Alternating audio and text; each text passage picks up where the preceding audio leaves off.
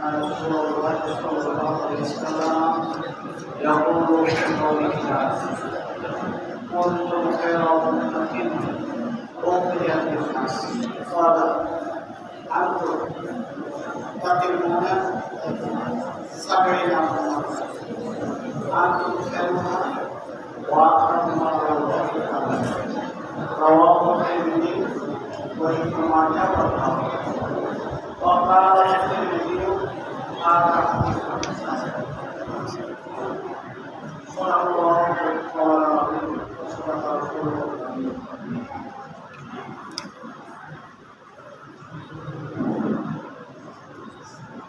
وحضرت حكيم riwayat kecil tentang kita kita adalah Al-Hasan Rasulullah sallallahu alaihi wasallam ini শুনেছেন রাসূলুল্লাহ সাল্লাল্লাহু আলাইহি ওয়াসাল্লাম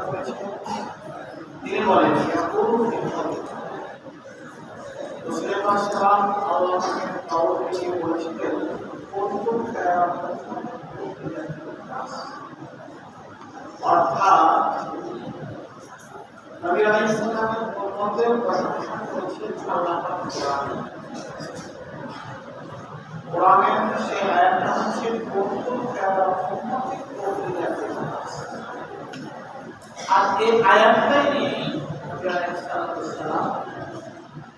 উম্মতের কাছে করেছেন এবং তিনি বলেছেন ওয়াল আনতুম তাতে কোনো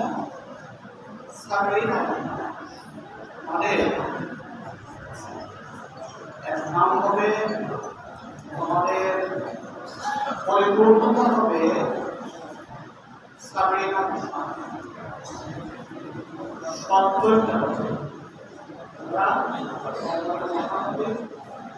এইরকম তবে তাদের মধ্যে জন্মের কয়টা সত্য আত্মক্ষয় এখন এখানে একটা কাজে পরিবর্তিত হয়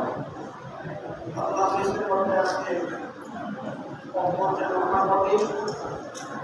কত দল হবে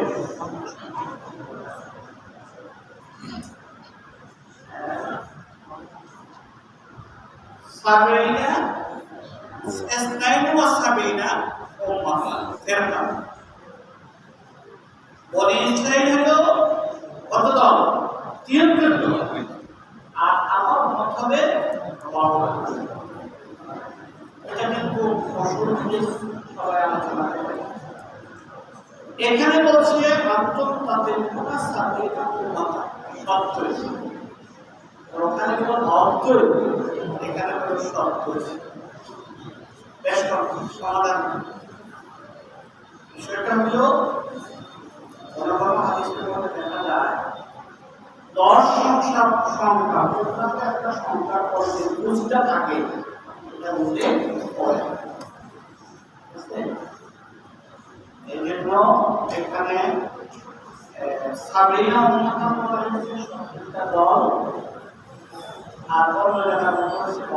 দল এখানে হলো যেমনি অংশটা এটার মধ্যে শামিল আছে অল্লাহর পরে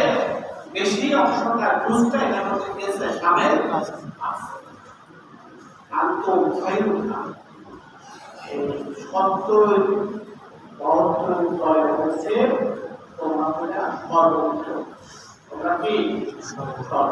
ওয়াকরামুল আল্লাহ এবং আল্লাহ সত্য সর্বোচ্চ আল্লাহ পাক রব্বুল আলামিন আমাদের